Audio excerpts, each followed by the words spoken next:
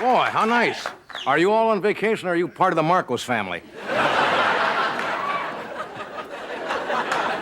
Woo, wow, that's very nice. But I know what you're doing. Back home in Nebraska, we call that priming the pump. Anyway, I'm Johnny Carson, General Electric's hottest appliance. How hot is? Never mind that. Boy, do you make up for last night. Oh, boy. Now, I'm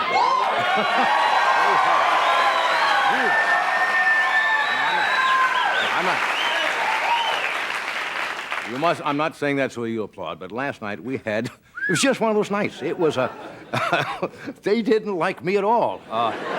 In the middle of the monologue, the guy went out to a phone to call the Air Force to have me flown out. Anyway, speaking of President Marcos, interesting statistics coming out. Do you know what his salary was as president of the Philippines for 20 years? $5,700 a year. And they estimate his net worth at about $3 billion. So that's why it's important, friends, that you start an IRA account yourself. $3 billion?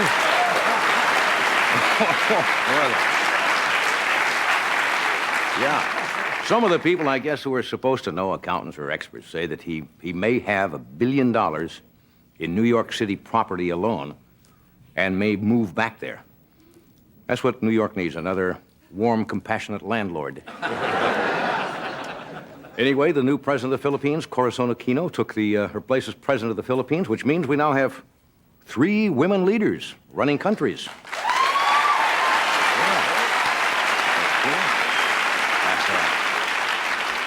It's Aquino, Thatcher, and Nancy Reagan, of course.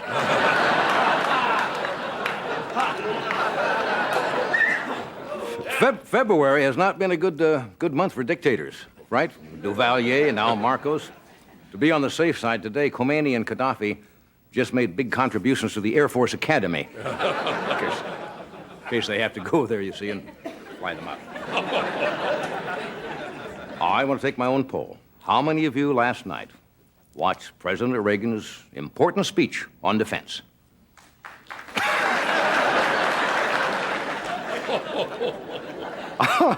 8 people. 8 people. How many were too busy watching Alexis and Crystal mud wrestle? Anyway, since you didn't see it, Reagan went on to defend his budget for the Defense Department, and in the next few years he wants something like $1 trillion, $330 billion this year. And the president uses a lot of charts to explain his position, and he painted an alarming picture of the Soviet arsenals, and Ron got so carried away, he even claimed the Russians were ahead of us in charts. Well, yes, he did. I heard him last night. Anyway, do you realize the United States and the Soviet Union, according to experts, we now have enough weapons to kill everybody in the world 8 or 10 times over? Now, look at the bright side. If we wipe each other out, we won't have to listen to those frightening speeches anymore. True black humor? All right. Would you like to hear some good news? Yes. Government economists say the price of gasoline pretty soon will be 75 cents a gallon. No,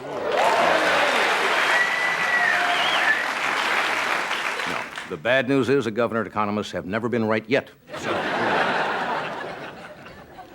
guess who is on strike in the United States? The sky chefs who prepare those wonderful meals when you fly across the country. Sky chef, yeah, they're on, yeah. The sky chefs said they need more money because the cost of plaster for their dinner rolls has gone up.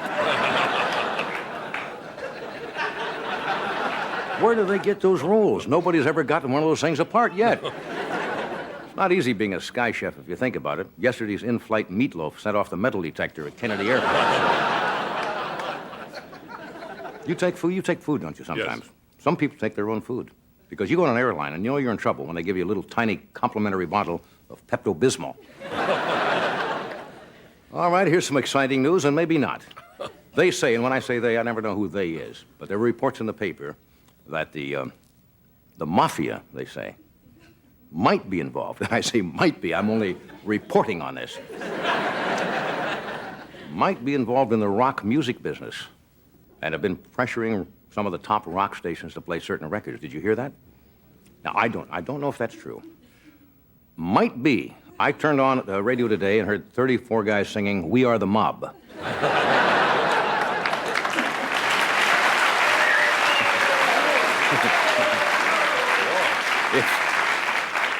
if there is such a group.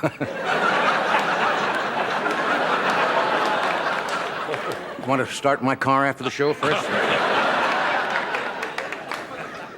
Here's some more political news. Guess who may run for senator from the state of New York? Harry Belafonte. Said he may run for senator from the state of New York. Now, when you think about it, a man who made his living singing "Work All Night for a Drink of Rum" should fit right into the Senate. I don't know, I'd kind of like to see a senator with a bolero shirt tied at the waist, wouldn't you? Belafonte is running. Clint Eastwood is running for mayor of Carmel.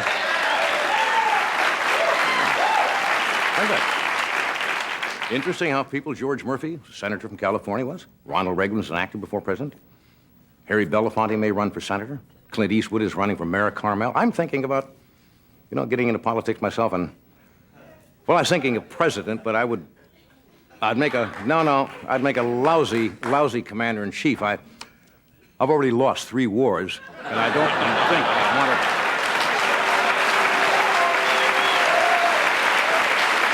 So, anyway, you are in a great mood tonight. We've got a really good show for you. We have one of the funniest young comedians working today, Mr. Garry Shandling, is with us.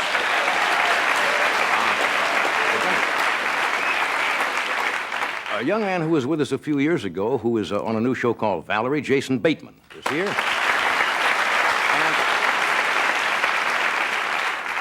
A gentleman whose name you may not know, but I saw him on CNN a couple of weeks ago. His name is Joe Newman.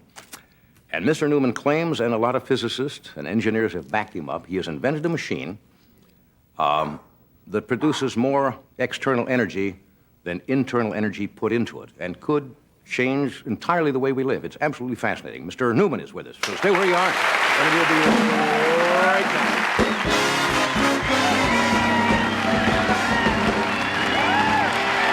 I thank you. No. Yeah.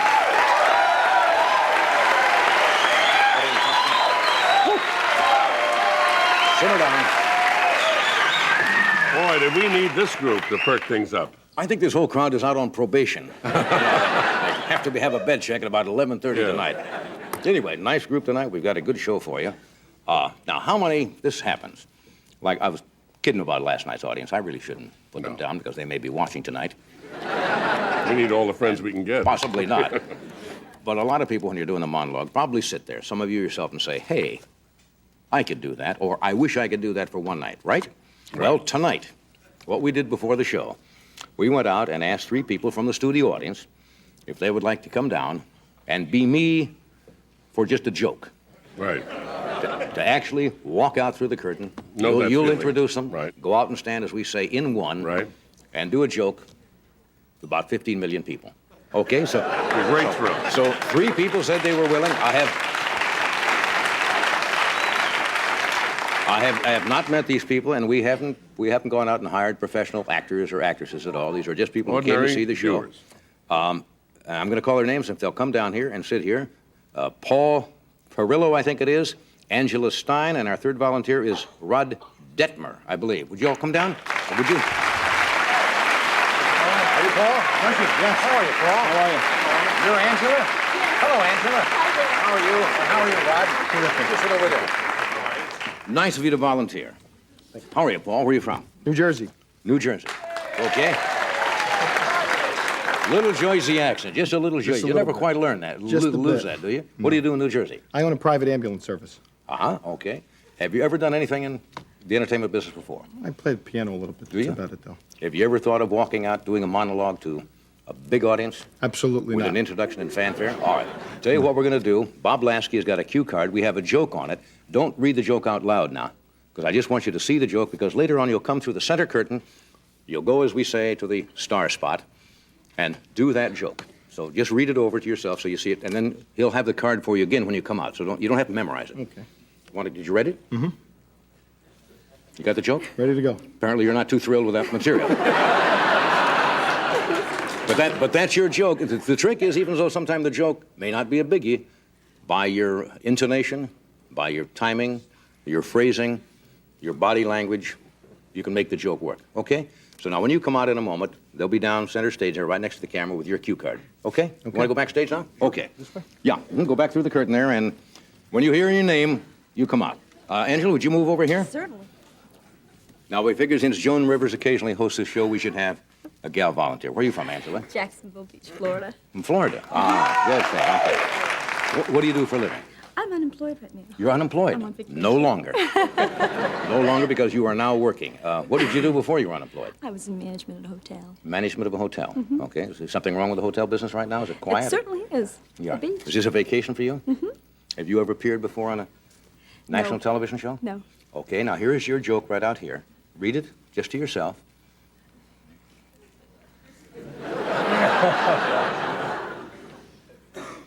Got it. You understand that, John? Certainly. Okay. We'll see if the audience does when you come out. Okay, Angela, would you go backstage? You'll be second up tonight.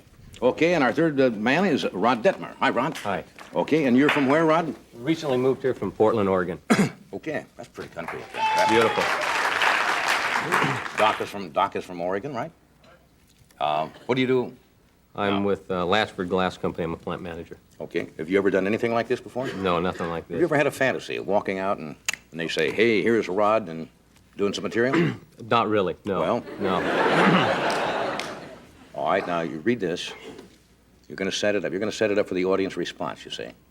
When you say that, the audience in red will probably say that. And then you come up with the snapper, which is... That one's going to require a lot of body language, I think. I think so. That's it. You gotta.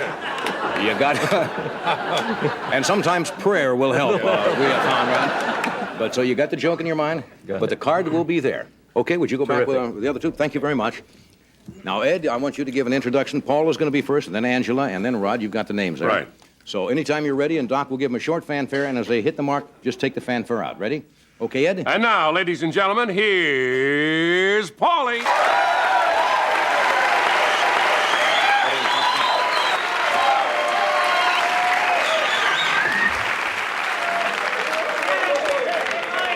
Thank you very much. Hi, Ed. Hi.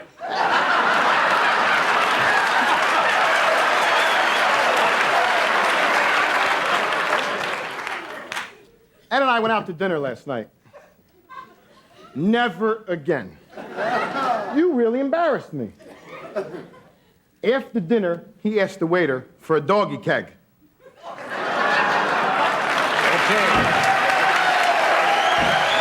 Good stuff.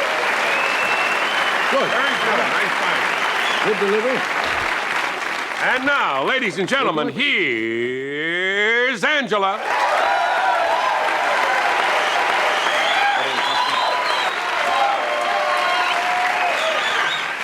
Well, another Californian became an instant millionaire today. No, it wasn't in the lottery. It was at the Honolulu airport. He accidentally picked up Fernando Marquez's suitcase. Not bad. And now, ladies and gentlemen, here's Roddy.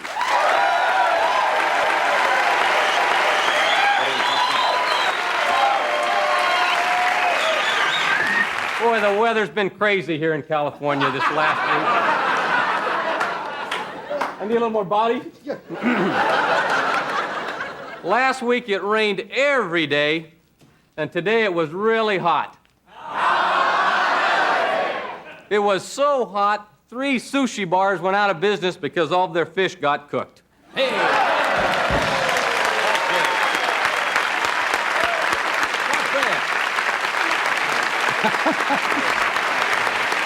It wasn't bad at all. That wasn't bad at all, you know, for not having done this before. How did it feel out there? Crazy. Yeah. You ever thought of a career at this? I knew they couldn't fire me, though. That's why there was no pressure. You got a backup, right? Okay, I tell you what, we've got a gift for each of you. I'm not sure what these are. I think they're, what, pen and pencil sets or something for being here? And also, for being such good sports, we have a certificate of membership. This certifies that, and you can put your name here. Is officially a member of showbiz. So there you are. Thank you all.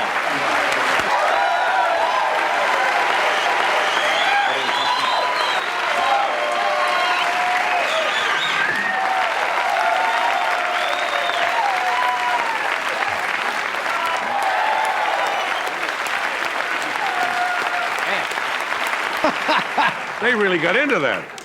They got the hang of that too good. Yeah. Paul comes on, looks over there. I was so embarrassed. Little Henny Youngman. High, but high end. Yeah. Went to my doctor the other day. He said he was in bad shape for 6 months. Talked to my x-rays. Okay, now. Rhythm. Now, last night I mentioned in the monologue, one of the shows resorted to what I think is kind of a sensationalism because it happens to be rating weeks, Right. as you probably know with the shows. That's a period of time in which the networks try to get the most viewers, and the network with the highest ratings, up the price of their commercials. Now, for example, today's show broadcasts live from the beach. Did you know that, in Rio de Janeiro? Girls lying around in bikinis in the background, and they called it news. Last night on Dynasty, Joan Collins and Linda Evans were in mud together. They were down in a mud hole. Well, here on The Tonight Show, just to gain a few rating points and resort to sleaze is not the way this show works. No, never has been. We try to do, I guess, more cerebral, esoteric, sophisticated type of entertainment. So I pledge to you we'll never resort to mud wrestling. However, tonight, we're going to bring you a short exhibition of mud chess. Woo!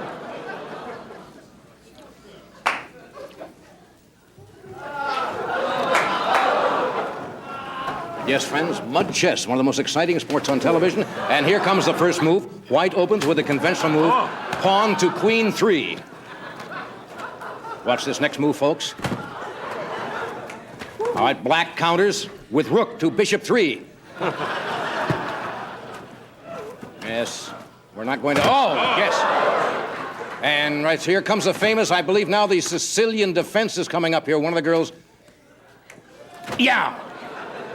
Look at this, folks. Sicilian defense coming up now. And it looks to me like a checkmate. Yes, black resigns. There you have, folks. Mud chess.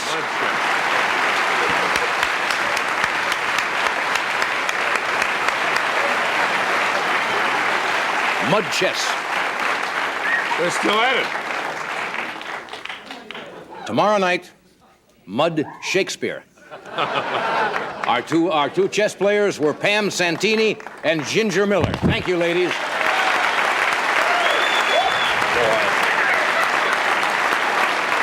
I love that high-class stuff. Can't accuse this show of lowering its standards. No. It's no sleazebag show.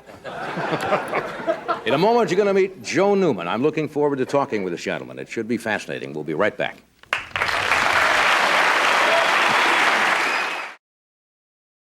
We are back. All right.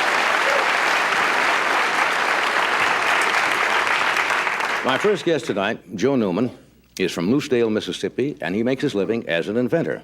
And he has been in the news quite recently because of one of his inventions, which is, well, I'll let him explain what it is, but it's a machine that produces energy and it behaves in a way that a lot of scientists says it goes against all the laws of physics. And what happens, it apparently puts out more external energy than internal energy. And if that's true, it could very possibly change the way science works and our thinking about energy in general. Would you welcome, please, Joseph Newman.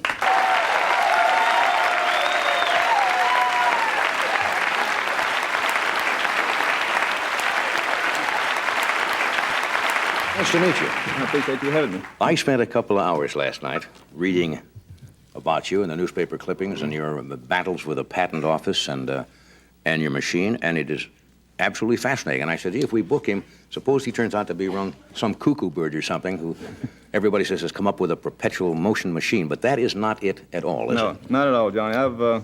In fact, I started on this because I'm just an old country boy.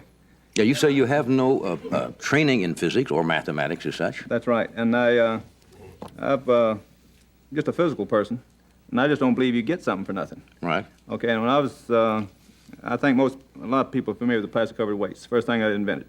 Oh, the barbells with Yeah. the plastic coverings? Yeah. That's your invention. And I had designed the equipment to make it, and I just scratched up on a piece of paper, carried it to the machine shop. They'd build it, everybody's measurement, things would always work. Right. And I said, well, this is what I want to do the rest of my life. Didn't have any doubt about it. Right. So I started reading as many books as I could get my hands on.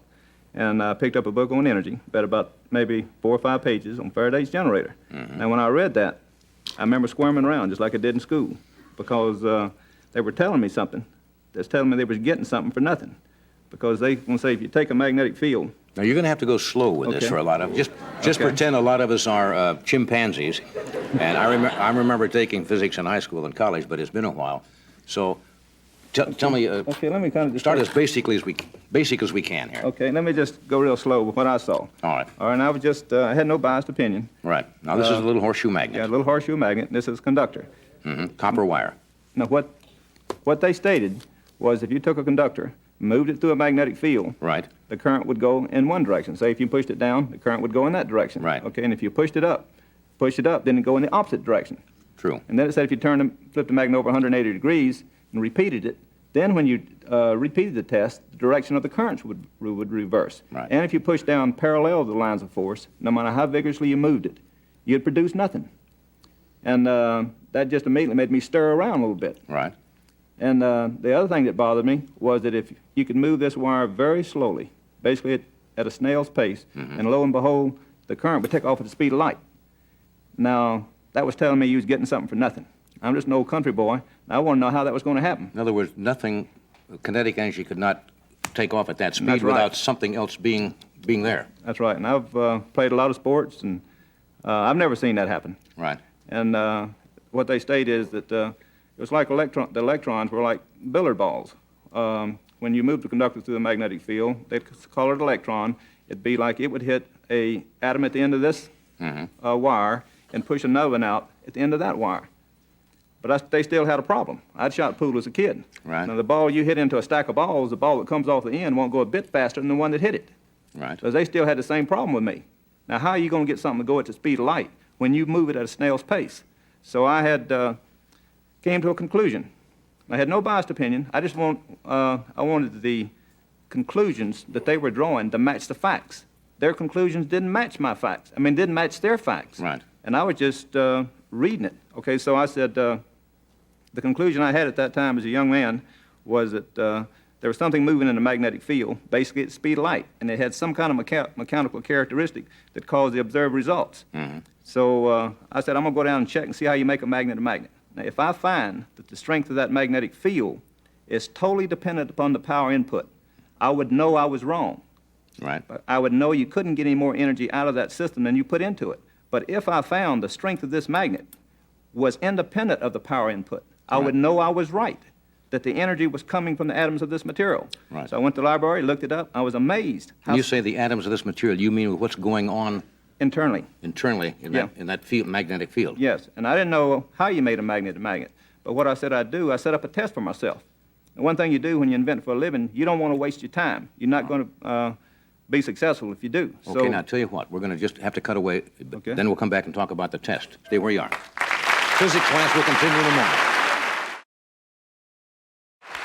We are back. Now, if you just joined us, we're talking with Joe Newman, who may well have come up with some new principle. This is kind of difficult for a lot of us to understand because, you know, you're talking about magnetism, energy, kinetic energy, and the forces that kind of control the universe. Are what you saying that you may have found a principle that ties those forces together, magnetism, electromagnetism, and... Yeah, and I didn't set out to do that, John. I just set out to figure out how, why, and what of things. And to prove to myself that this energy was a real entity, I had to go through and come up with a unified field theory mechanically explaining gravity, electricity, magnetism, inertia, planetary motion, and a new source of energy. Right. It took me over 15 years to do that. Now, one of the tests I set up for myself to prove to myself that this energy was coming from this atoms of this material. When you say material... Yeah, the material, this material is just iron here. And like I said, I set up a test for myself. because I wanted to prove or disprove to myself, not for anybody else's benefit, Yeah. for myself, that I was either wrong or right. So I went to the library and went to the scientific department, and a young lady very quickly went to the card index, gave me about 5 books on magnetism, and I looked it up, and I was amazed how easy it was for me to find it. Now, what it stated was if you took a given volume of iron, say it was this large, Yes. and let's say you put X current, this is X current, or X power into this volume of material, and let's say it was made out of iron, it produced, let's say, a very weak magnetic field. Right. Okay, then it says if you took off a portion of this, and say mixed it with nickel and cobalt, mixed it all together, you got the volume the same volume, then you put the same X power into it. Now, lo and behold, this magnetic field would become tremendously large. Now, instantly, I knew I was right, because what it was telling me was the energy didn't come from the energy input. I kept that power the same. Right. The only thing I changed was the material itself. So it was telling me then that this energy had to be coming from this mass of this material, exactly as Faraday's tests themselves had shown me. Mm-hmm. And then I went further. I said, okay, I wanted to find some additional material, and what it stated was it was relative to atom alignment in this material. If you, it said once you reach maximum atom alignment, no amount of power input would significantly increase the strength of this magnetic field. Now again, instantly, it told me then it had to be coming from this material and not the power input, because if I increase this power by 1 billion times, I would expect this magnetic field to increase by 1 billion times. Right. Not true. Once you get maximum atom alignment, the strength of the field would reach a maximum, and that would be It it. has nothing to do with the Yeah. internal input. That's right. So it was telling me consistently. Now, I didn't know how this was going to turn out when I looked it up, Right. but it was because I knew my questions were honest questions, not biased questions, honest questions. I didn't care what the rest of the world was saying. I knew I was right because I could answer my own questions, and the scientific community could not answer my questions. And one of the things that bothered me, though, for 3 years was how do you know which direction that current was going? Mm-hmm. And it's kind of funny the way I came up with it. Dominated my mind for 3 years. The kids woke me up one morning trying to get a wheelie on their bicycle. Right. And I was watching them, and the little kids couldn't hardly get it up. They would get it off 3 or 4 inches. Right. And I said, well, if a kid had a bike, would do that to get a lot of fun out of it. So I built an 80-pound flywheel, put it on a 3-wheel bike, and put a positive clutch out of a 30-horsepower motor to it. Kid would get on it, build up that inertia in that flywheel. He'd engage it, run in, come off the ground like that, leave black streaks on the pavement about that long. Kid's eyes would get that big. Now, let me take a jump ahead here, because what you've really done, you've produced a machine in various sizes, I understand. Some of them Yes. weighing a couple 100 pounds up to like 5,000 pounds, Yeah, 8,000. which produces more external energy output than the internal energy input, Yeah, right? well, yeah, it was kind of worded this way. Yeah. It produces more energy output than externally inputted into the Right. system. And you're not creating anything. It's the same relationship that I saw on permanent magnets. Now, prior to this time, it had been taught that a conductor was non-magnetic Right. because they had compared it to conventional iron magnetic materials. And they said the magnetic field was simply relative to the current input. And that teaching is totally false. Now, you have a small gyroscope here that we all had as a kid. Explain how this had to do with your Okay. development of this. Okay. Now, what I had on the kid's bike was an 80-pound flywheel. Okay, and I had heard the word that a gyroscope was a stabilizer. And I'd never had a physics course in my life, never had an electrical engineering course in my life. So I'd always go back to the library, do research, and look up what a gyroscope was, Right. how to make it a stabilizer. And when I looked it up, I went and bought a toy gyroscope, in fact, and not much unlike this. And what I observed, as soon as I started studying the mechanics of a gyroscope, I knew the answer to the question that had dominated my mind for 3 years. How did that current know which direction to go when you moved it up and down in a magnetic field? Why did it reverse? Why is it if you turn the magnet over 180 degrees, it would reverse? Why didn't it produce any current when you went parallel? Right. And I'll just try to spin this up. And All right. if you hold this, and if you say you pivot this down, it'll pivot to the left. You pivot it up, it'll go back to the right. Now, Right. you can hold it right here on this. Right here? Yeah, it'll try to jump out of your hand if you do it real Yeah, fast. If I want to turn, it wants to go the other Yeah. direction, right? And if you go the opposite direction, you'll feel it go in the opposite direction. Right. And the reverse of this is true. If you had this turned over 180 degrees and you repeated it, Right. then the directions would be reversed. If you push them down, it'll now go in the opposite direction of what it did when you had it on this side and Right. pushed down. And this was the same thing I saw in a conductor. It matched it exactly. And if you push down parallel on this axis, it will not pivot. Now, that's exactly what I can see on a conductor. You push down a conductor parallel to lines of force, it'll produce no power, no matter how vigorously you move it. Now, what it told me was that there was something moving in that magnetic field, and it had a mechanical characteristic that matched the known facts of a gyroscope exactly. Right. So I knew that that action was a gyroscopic action, that it was moving at the speed of light, and it forward at the speed of light, and it was spinning at the speed of light. And again, when I had came up with this in 1968, I was just totally convinced that I was right. And at that time, I'd been writing to President Johnson in 1967. Every president who's been in office predicting this invention would come forward. I started writing with the Atomic Energy Commission, ERDA, National Science Foundation. They'd say, well, Joe, the burden's of proof on you. We The have no... patent office, I remember, wouldn't even come down and look at it, and you wanted them to come down and pay their expenses to come to your place in Loosedale. And I think one of the statements from the patent office was, even whatever evidence you present us, I think would be unable to give you a patent because your device is incapable of operating, all right? Yeah, in Which fact- is similar what they said, if I remember, to the Wright brothers. Yeah, it said the same At the thing. time. They Yeah, said he we had- couldn't give you one because it's impossible for a heavier-than-air machine to fly, right? They were saying that 3.5 years after they had flown. They were Right. still saying it. And that's one of the things that I hope to do, Johnny, is to draw a line so that this type of injustice can never happen again, because the jewel of our civilization is its creative people. And it started off from that point on when they told me that they didn't think they'd ever be able to give me a patent no matter what evidence I could present. Have you received a patent yet? Not in the United States, I have not. It is patented, I understand, in... Spain and South Africa. But a lot of the other countries are looking to the United States, such as European Patent Office, Canadian Patent Office, Russian Patent Office, to see Right. what... Do you think your machine, if it can be commercially made available, can, for example, a person would buy a 300 or 400 pound unit and all of a sudden would be able to produce all of the energy they need for their home? Is that certainly within the realm of possibility? Exactly. I have absolutely no doubt about it, that such a device hooked to a home, a person will never have to pay for energy again. The device will be made small enough to put in an automobile, plane, spacecraft, you name it. This device... Using the atoms from the magnetic field. And what you're doing is that you're converting mass into energy on a 100% conversion process. Now, the nuclear reactor that everybody's familiar with Only has is about a 1% conversion. less than 1% efficient, and that's a result of an accidental discovery of two chemists in Germany. And what's amazing, the Fermi used 400 tons of material under the football stadium in Chicago to Right. produce less than a half of a watt. The government put forth billions of dollars, thousands of people to build a bomb for destroy life and property.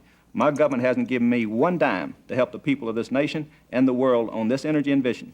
And I worked on it for over 20 years, over 2 decades. And what they have done is take the taxpayers' money and tried to defeat this invention. We show this little film clip we Sure, have? sure. Do we have a piece of film? This, I think, is courtesy of station, I'm not sure the station, I'll find it from one of our... Yes, our staff. WWL-TV in New Orleans. In New Orleans, to show you what we're talking about. Now, what Okay, do we... that's one of the first prototypes, and that's a 700-pound magnetic rotor, and it's got about 8,000 pounds of wire around it. Now, it's gone down. That unit there weighs 135 pounds, and I showed that at the Hilton in New Orleans. There was approximately 2,500 people attended, 1,000 people outside, and another 1,500 standing to get in. And it would demonstrate something like 25 times more out than externally and put it into the system You're getting more wattage out of that than... what you'd Internally. put in. In fact, Railback Battery Company is working with me now trying to design a battery to hold up to this recharging effect of this system. Because not only will it run the device, it'll put more energy back into the battery pack than came out of it. So you could... That's fascinating. Tell you what, we could stay here all night. We could stay here all night and talk about it, but we really can't tonight. But I wish you well in this. I think it'd be fascinating if it would turn out what you say to be true, because it would do away with a lot of independence on resources that are certainly not finite. That's right, and it's going to have a tremendous beneficial effect. And it's my total belief it will do more toward bringing world peace and all the kings and queens and politicians that have lived. Congressman Dan Burton of Indiana has introduced a bill into Congress asking Congress to issue Joseph Newman a pioneering patent. So has 4 other congressmen. So I ask the people, if you like this invention, call your senators, congressmen, the president, demand it. They get behind it. Joe, I thank you for being here, and good luck with it.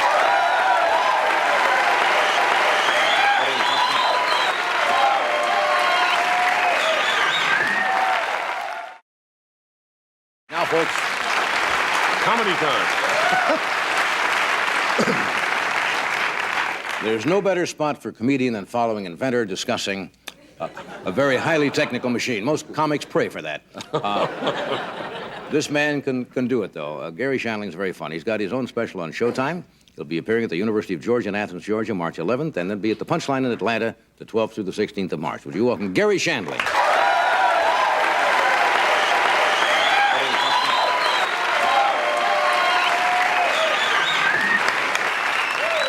Thank you.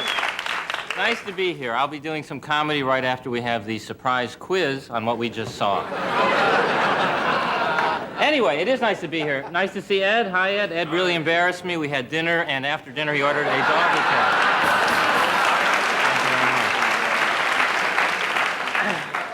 Boy, it was hot. Does my hair look all right? This is what really concerns me. I know that these audience members come on and they're amateurs and they don't talk about their hair. Hair is what it's about. Does it look all right? Good. My friends say I talk about my hair too much. They say, can't you talk about current events? I said, sure. How does it look right now? Does it look all right now? And I look better in person. Doesn't the audience think I look... Sure, the people at home should remember that television adds 3 to 5 pounds to your lips, and if I look like this. So I moved into the Valley recently because I have no reason to live, and I buy a house in Sherman Oaks because it's like $200,000, 2 bedrooms. My realtor says it has a great view. I said, for 200 grand, I better open up the curtains and see breasts against the window, ladies and gentlemen.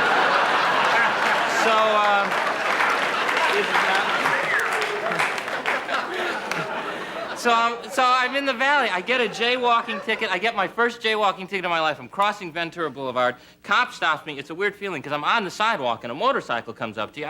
I thought it was the hair police. You know, I figured it's windy, I look goofy, I'm getting a citation. And the cop stops me and he has no sense of humor whatsoever. You know, he must feel silly, but he says with all the seriousness in the world, you know, you crossed in the middle of the block, you weren't at an intersection, and I'm going to have to give you a citation.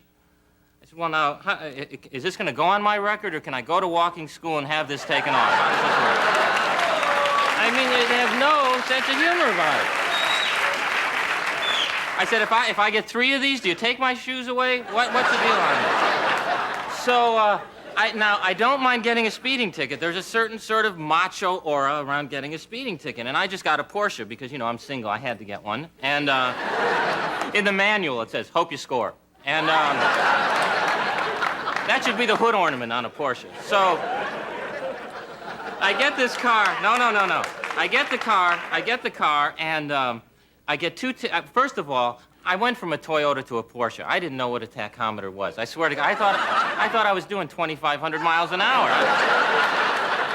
You know, the cop stopped me. He said, you know how fast you were going? I said, 2,500 miles an hour.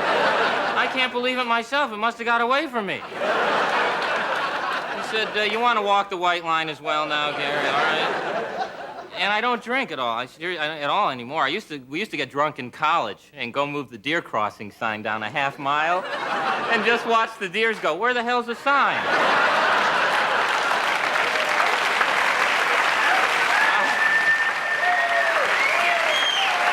You could laugh a little.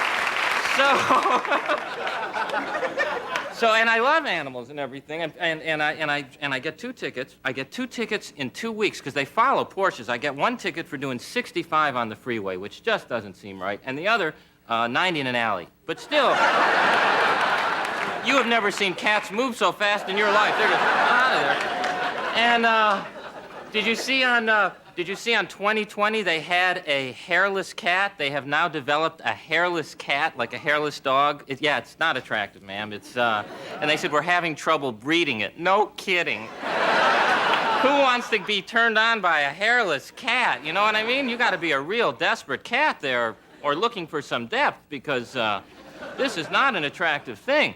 Now, I just broke up with actually, I was involved in a relationship with a woman in New York who was unaware of it, evidently. And we broke up because she would blow her nose, and it made that honking sound, which, yeah, it's great. Well, I got used to the noise. It's when the geese hit the window that I said, I can't take this anymore. So anyway, It's just there's a lot of confusion sexually. I think it comes from our parents. My mother never taught me about sex. When I was 12 years old, I asked my mom how sex works. So help me, she said, look at the dogs in the front yard. To this day, I'm afraid of being hosed down while I'm doing it. I'm serious. Anyway, thanks so much.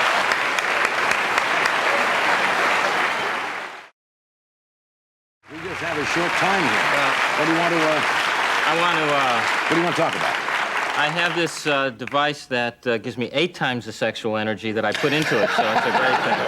I want to thank you, first of all. I haven't seen you since my special aired. You were nice enough to come on my special. I thought it was funny special. Thanks a lot. It means a lot to me, and also for letting me guest host, and it means a lot. I feel awkward asking you. I have a date Saturday night. I told this girl you might come over to the house, and if you could just come over and maybe tell her a couple jokes, I know it would really help me out. I'd be happy to do that. Are you? Comedians have to stick together. That would be really nice. And Tommy, you're still in on that as well? All We'll bring you the right. saxophone and then play some back. Thank you for coming. Thank you. Nice to be here. Thank you. You were telling me we just have a couple of saying you were a physics major in school. Did you understand? No, I didn't understand that. I was an electrical engineering major, took 21 units of physics at the University of Arizona, and lost the guy right after he pulled that little magnet out. I didn't know what was going on. How quickly it goes, right? Yep. Hey, thanks for coming tonight, Gary. Thanks, John.